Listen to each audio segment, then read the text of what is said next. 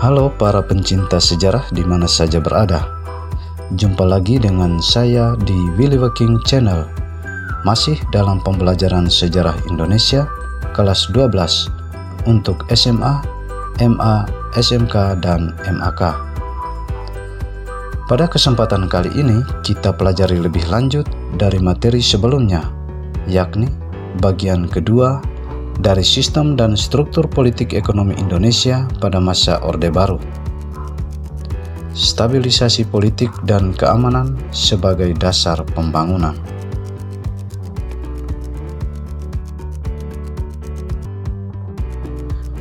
Bagaimana pencanangan pembangunan nasional pada masa Orde Baru? Apa saja isi Pancakrida? Berapa partai peserta pemilu 1971 dan hasil fusi partai 1973? Berapa kali pemilu yang diselenggarakan selama Orde Baru? Apa makna yang terangkum dalam trilogi pembangunan? Semuanya akan terjawab dalam video pembelajaran kali ini. Orde Baru mencanangkan berbagai konsep dan aktivitas pembangunan nasional yang berorientasi pada kesejahteraan masyarakat. Langkah pertama melaksanakan pembangunan nasional tersebut adalah dengan membentuk Kabinet Pembangunan 1 pada 6 Juni 1968. Program Kabinet Pembangunan 1 dikenal dengan sebutan Pancakrida Kabinet Pembangunan. Adapun isi Pancakrida sebagai berikut.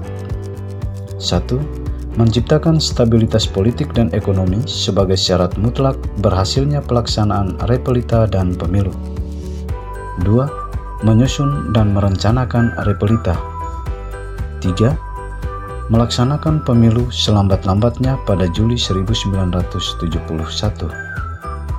4. Mengembalikan ketertiban dan keamanan masyarakat dengan mengikis habis sisa-sisa G30 SPKI dan setiap bentuk rongrongan penyelewengan serta pengkhianatan terhadap Pancasila dan Undang-Undang Dasar 1945.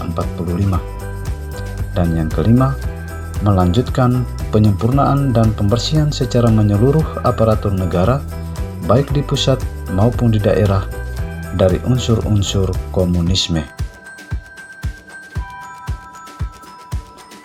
Berdasarkan TAP MPRS nomor 9/MPRS/1966, pemerintah diharapkan segera melakukan pemilu pada tahun 1968.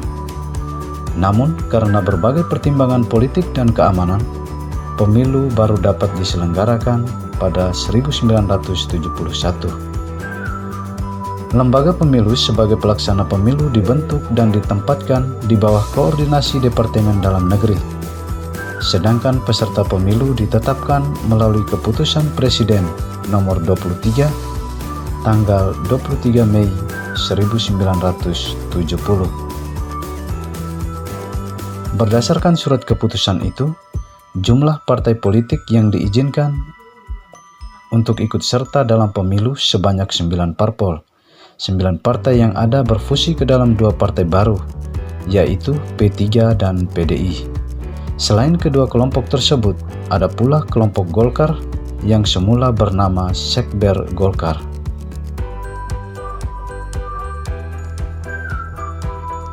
Pemerintahan Orde Baru berhasil melaksanakan pemilihan umum sebanyak 6 kali, yang diselenggarakan setiap 5 tahun sekali, yaitu tahun 1971, 1977, 1982, 1987, 1992, dan 1997. Semua pemilu yang dilakukan pada masa Orde Baru dimenangkan oleh Golkar. Selain mengembalikan setiap dinamika kemasyarakatan, kebangsaan, dan kenegaraan dalam kerangka ketaatan terhadap Pancasila sebagai roadmap ideologis, pemerintah Orde Baru menghimpun energi semua komponen bangsa ke dalam agenda bersama yang diformulasikan dalam bentuk trilogi pembangunan.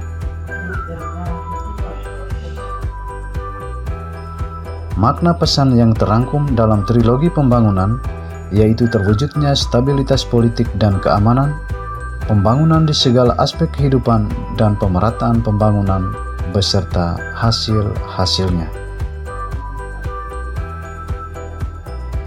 Trilogi pembangunan itu tidak lain merupakan suatu rencana bangsa Indonesia yang digelorakan Presiden Soeharto untuk mewujudkan tujuan negara sebagaimana amanat pembukaan Undang-Undang Dasar 1945. Negara yang ingin diwujudkan adalah sebuah pemerintahan yang dapat melindungi segenap bangsa, mampu memajukan kesejahteraan umum, mencerdaskan kehidupan bangsa, dan mampu turut serta melaksanakan ketertiban dunia berdasarkan kemerdekaan, perdamaian abadi, dan keadilan sosial.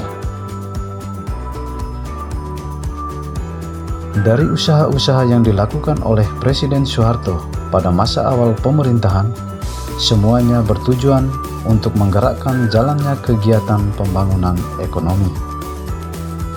Pembangunan ekonomi bisa berjalan dengan baik jika ada stabilitas politik dan keamanan. Demikian pembahasan kita kali ini. Sampai jumpa pada episode berikutnya.